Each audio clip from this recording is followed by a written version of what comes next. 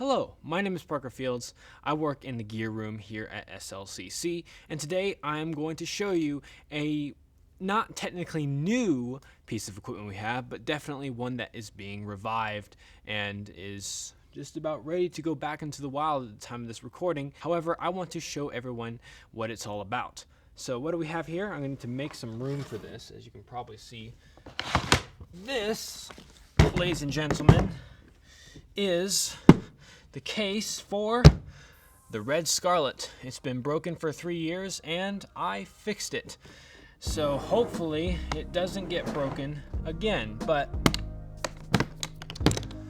now before I assemble it for you and show you how it's assembled, I want to talk about why this camera is so cool. Now the Scarlet is one of the more moderately priced red cameras. At the time of 2011 when it was released, it was $16,000, but now you can get it for about $3,000. So really today for $3,000 you can still get a camera that has better dynamic range and better color science, even though it's now over 10 years old. So it's really remarkable to me how good Red made their more, budget or lower end cinema cameras still, even at the time of 2011.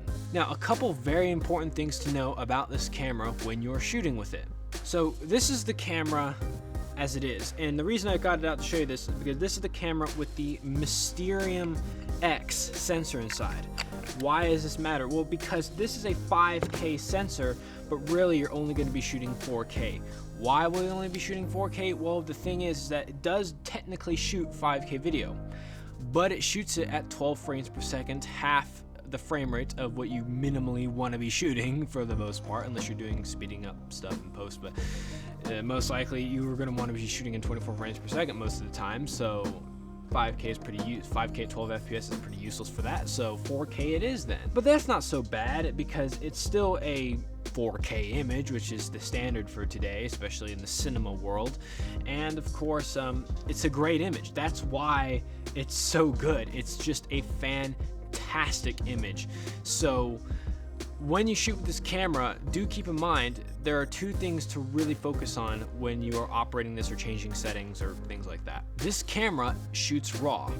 Nothing but RAW. It shoots R3D files. That is it. That is the only file type that this actually shoots, which is great and terrible. If you're a type of person who just needs some speed and doesn't necessarily need RAW, then it's not so convenient because ProRes is a far more convenient file format compared to RAW.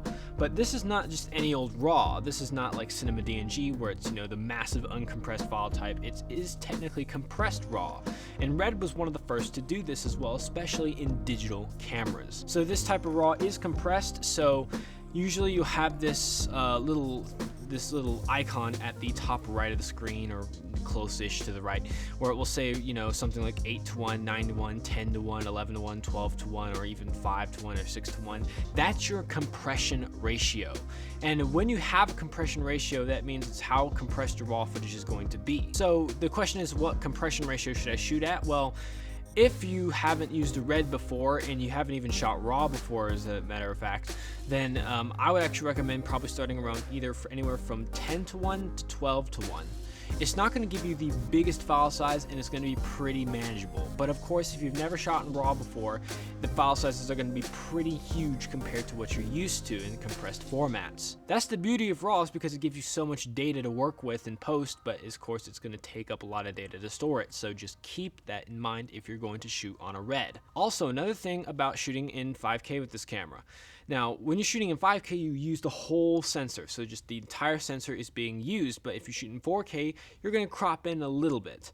And then if you shoot in 3K, you're going to crop in a little bit more. 2K, a little bit more. 1K, even more, to the point where you're just going to be so cropped in that it might not be a very usable frame. Now, the crop is not so bad because if you need a tighter shot, it's pretty much a hack for that. But the reason why it crops in the first place is because it's shooting RAW. And to get a true RAW image, you need to have a 1:1 pixel ratio on your sensor. You can't just oversample footage from a larger sensor area and downsample it and still call it RAW. That's not technically what RAW is. So it is important to know that you're going to get a crop. So make sure before you frame up your shot that you switch the resolution to the proper resolution that you want to be shooting in. So don't frame up your shot in 4K and you intend to shoot in 2K and then you mess up your shot because then it crops in.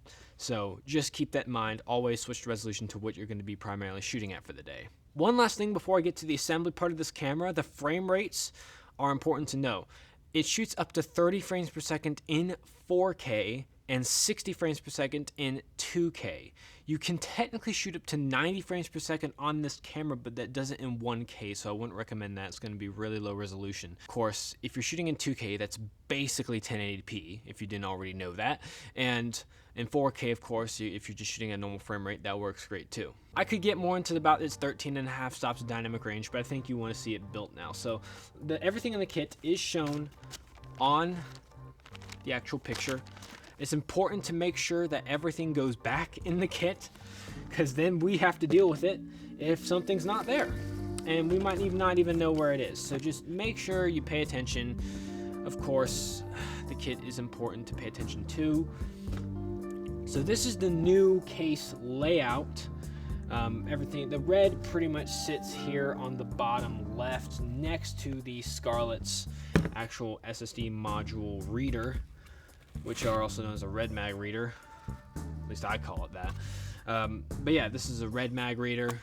You know, this will stay right here. That's how you're going to actually read your red mags. Now, of course, up here in the top right, you have your actual red mags. Now, these things, if you ever wanted to buy one of these things, good luck getting red mags for cheap. But these are your red mags. They are 64 gigabytes a piece, so that'll get you roughly around just over 30 minutes of footage per card, depending on what RAW format and resolution you are actually shooting in.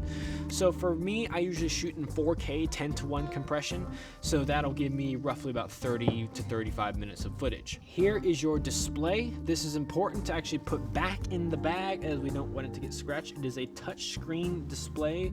So for everyone who's used to their phone, this is practically no different except for the refresh rate, as it's going to be way lower. But this is important to keep in mind. It's folded up like this, so you just pretty much pull that down and you're ready to go. Now, of course, we have our battery module. This is the first thing we're going to actually assemble onto the camera, or it's our battery plate, my bad. This takes gold mount batteries, so it looks like that. And of course, gold mount we have right here. You will need a lens of some sort if you own one, or whatever. And you also need a battery kit with this camera. Just make sure you're checking that out as well. Gold mount batteries. So if you just type in gold into R&R. So basically, this has a V mount locking plate on the back. Simply put it right there, slide it down. It's not going anywhere. Then you also have to remember to plug into the DC jack down here at the bottom. If you don't plug into that DC jack, the battery will not actually input power to the camera. So just make sure all that's plugged in. So it should look like this. And one thing to keep in mind as well when you're assembling this camera, the cage does not come off. Do not take the cage off for any reason, because this camera was broken. Where was it broken? It was broken on the bottom plate. The bottom plate here is technically in 2 pieces, so if you take the cage off, those 2 pieces will separate and the camera is going to fall apart again. So we do not want that, so this cage stays on the camera. Yes, that does not make it viable for gimbal work, but it does mean that it is more sturdy like that. And plus, it's nice for handheld work. It's very easy to control the camera, kind of like a steering wheel. So I would keep this mostly on either sticks or handheld mostly, or even a dolly if that works for you. And now we can pretty much just gonna sit down, and then of course I have a little sign here on the case that says pull this side up first, which is going to be the left side. This is the side that's a little bit easier to pull up. Just take the little handle strap and pull that up. I would get under there too. Just pull it up. It's still relatively new molding, so it's going to be a little bit snug. On the bottom here, you have pretty much 3 to 4 main components that are going to be important. First are your rods. This now takes 15mm rods because of the cage. Normally, reds that we have here are going to be 19mm rods, but this camera, the Scarlet, takes 15mm rods. So do not get that confused, because that's, well, I'm providing a good example. pretty much just insert that there, and then you're not going to have the flopping forward and back action like I just been having.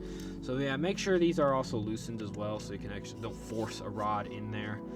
I'd have it about roughly 6 to 8 inches in front of the camera, far enough to where you can maybe mount a follow focus if you wish. These are also just for structural purposes as well, to keep the camera balanced when you're putting it down on a table like this. So now it's not going anywhere when you move it around. So now the rod's kind of keeping it in one place. Now this handle's not, I mean, here's the thing, this handle, if we mounted it here to the camera, we would be kind of blocking this handle right here. So I wouldn't worry too much about this handle until maybe further notice. Maybe I'll make an update video if we figure something out with that. But for now, that stays off the camera. This is your magic arm. This is how we're gonna mount our monitor. Now that sits on the top right of the case. And of course, the magic arm, what I would do is I would just pretty much set this straight, make sure everything is as it should be, nice and straight, nice and level and even. And then pick your desired mounting point. Anywhere where there's a 1/4-20 mount will work. Screw it on. And boom, now we have a proper magic arm. Now, pretty much I would keep it straight actually, and then mount your monitor. One of these ones to the right or left, these 1/4-20 mounts will work. Now position your magic arm to where you want it to be. Now it can't be out here because then the cable we have, being this cable right here, will not reach. So I would keep it pretty close into the camera, pretty much right here. And now we're going to tighten that up. And now we can mount our cable, or attach our cable. So don't think you can swivel this cable around in its mount, because it's not going to do that. So first what I would do is I would attach this to the camera right here, this top left corner of where I am facing, and then the cable mounts to the monitor. See, now I need to move it a little bit so I can actually attach my cable. You can pretty much fiddle with it until it attaches in, and now we're good to go. And boom, we have a monitor attached. Now, if the monitor is still black when you turn the camera on, it is the cable, not the monitor. So with that, I would either switch the sides of the cable, just reverse the way you attach the cable, or just fiddle around with it, make sure you plugged it in fully, because I have had some times where the monitor just won't turn on for some reason. So now we're just going to mount a battery, because that's the only thing we're missing now, as far as I know. Yeah, pretty sure. So these are your gold mount batteries. This one is not charged. Okay. Oh, no, it is charged. Okay, never mind. So now pretty much just on back, click, slide, attach. You should hear a little clicky sound, and now we're good to go. To know if you'll know if you have power if there's a red little indicator on the side of the camera that shows that you have power. So now we can just hold down the power button for about a second, and it should start coming on. Now it'll turn orange when it's just booting up.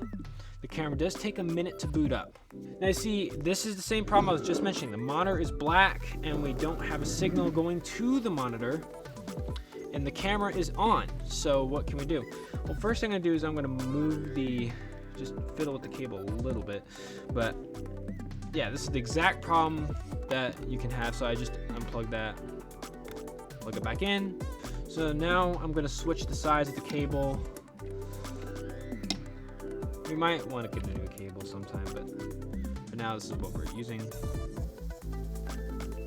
So now we turn the camera off and turn it back on pretty much.